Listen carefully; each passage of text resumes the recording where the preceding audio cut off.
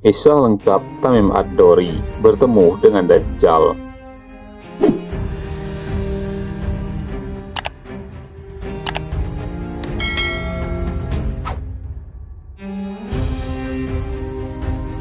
Sahabat satu ini sangat istimewa karena beliau lahir di Palestina, belajar tentang agama Kristiani, dan bahkan menjadi salah satu penganut yang sangat kental. Namun sebuah peristiwa besar mengubah hidupnya, peristiwa di luar nalar yang membuatnya datang pada Rasulullah SAW dan memutuskan masuk Islam. Suatu hari pada tahun 9 Hijriah, 2 tahun sebelum Rasulullah SAW wafat, Tamim Ad-Dari datang dengan kisah menggegerkan yang baru saja dialaminya. Peristiwa ini diabadikan oleh sahabiah bernama Fatimah binti Qais dan diriwayatkan oleh Imam Muslim dalam Kitabul Fitan wa Asyatis Sya'ah, bab Kisatul Jassasa. Aku mendengar seruan orang yang berseru, kata Fatimah membuka hadis. Penyeru Rasulullah SAW menyeru as-sholatu jami'ah. Aku pun keluar menuju masjid lantas sholat bersama Rasulullah SAW. Dan aku berada pada saf wanita yang langsung berada di belakang saf laki-laki. Tatkala Rasulullah SAW selesai dari sholatnya, maka beliau duduk di mimbar dan tertawa seraya bersabda, hendaknya setiap orang tetap di tempat sholatnya. Kemudian kembali berkata, apakah kalian tahu mengapa aku kumpulkan kalian? Para sahabat menjawab, Allah dan Rasulnya lebih tahu. Sesungguhnya demi Allah, aku tidak kumpulkan kalian untuk sesuatu yang menggembirakan atau menakutkan kalian. Namun aku kumpulkan kalian karena Tamim Ad-Dari. Dahulu ia seorang Nasrani, lalu datang kemudian berbaiat dan masuk Islam, serta mengabariku sebuah kisah.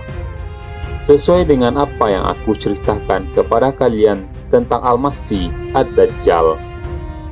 Ia memberitakan bahwa ia naik kapal bersama 30 orang dari kabilah Lakam dan Judzam.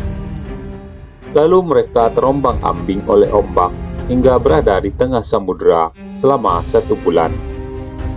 Sampailah mereka terdampar di sebuah pulau di tengah lautan tersebut saat tenggelamnya matahari.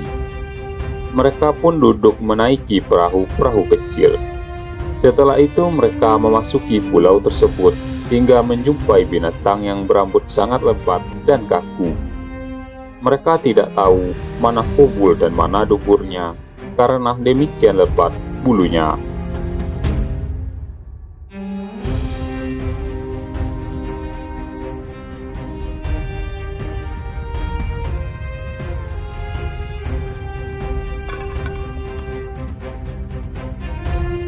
Mereka pun berkata, apakah kamu ini? Maka binatang yang bisa bicara itu menjawab, aku adalah Al-Jassasa. Mereka mengatakan, apakah Al-Jassasa itu? Namun bukannya menjawab, binatang itu justru berkata, wahai kaum, pergilah kalian kepada laki-laki yang ada di rumah itu. Sesungguhnya ia sangat merindukan berita kalian. Mendengar perkataan makhluk tersebut, Tamim berkata, ketika ia menyebutkan untuk kami orang laki-laki, kami khawatir kalau binatang itu ternyata setan. Maka kami pun bergerak menuju kepadanya dengan cepat, sehingga kami masuk ke tempat itu. Ternyata di dalamnya ada orang yang paling besar yang pernah kami lihat, dan paling kuat ikatannya. Kedua tangannya terikat dengan lehernya, antara 2 lututnya dan 2 mata kakinya terikat dengan besi. Kami berkata, celaka kamu, apakah engkau ini? Bukannya menjawab pertanyaan kami, orang ini malah balik bertanya, kalian telah mampu mengetahui tentang aku, maka beritakan kepadaku, siapa kalian ini? Kami berkata, kami ini orang-orang dari Arab. Kami menaiki kapal, namun ternyata kami bertepatan mendapati laut sedang bergelombang luar biasa, sehingga kami dipermainkan ombak selama 1 bulan lamanya, sampai kami terdampar di pulaumu ini.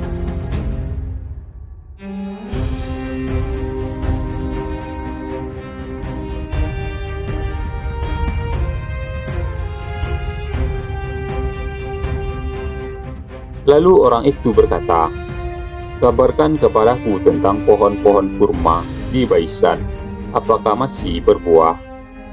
Maka kami pun menjawab jika pohon tersebut masih berbuah.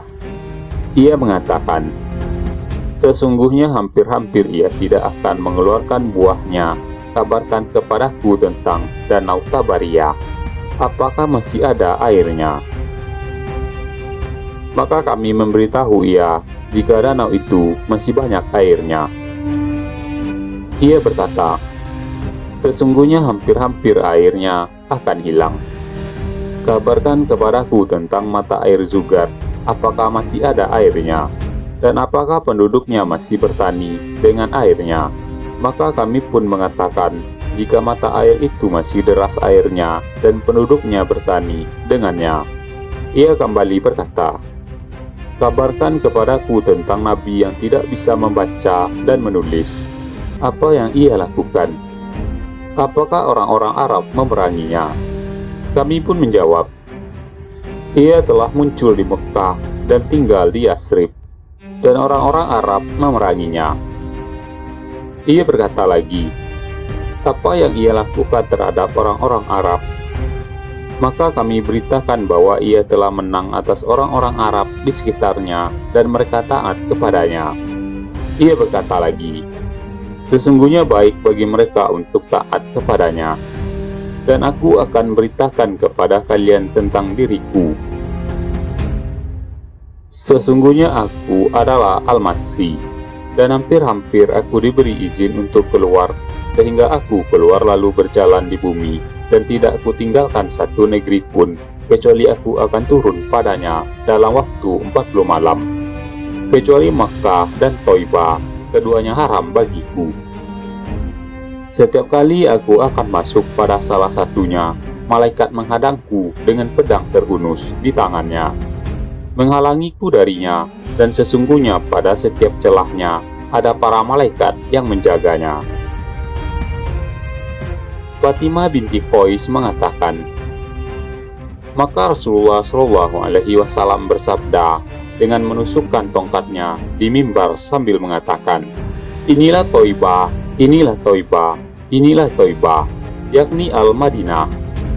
Apakah aku telah beritahukan kepada kalian tentang hal itu?" Para sahabat menjawab, "Ya Rasulullah, engkau telah memberitahukan kami." Maka Nabi Shallallahu Alaihi Wasallam kembali bersabda, "Sesungguhnya cerita Tamim menakjubkanku, di mana sesuai dengan apa yang kuceritakan kepada kalian tentangnya, serta tentang Mekah dan Madinah. Ketahuilah bahwa ia berada di lautan Syam atau lautan Yaman, tidak bahkan dari arah timur, tidak dia dari arah timur, tidak dia dari arah timur." Dan beliau mengisyaratkan dengan tangannya ke arah timur.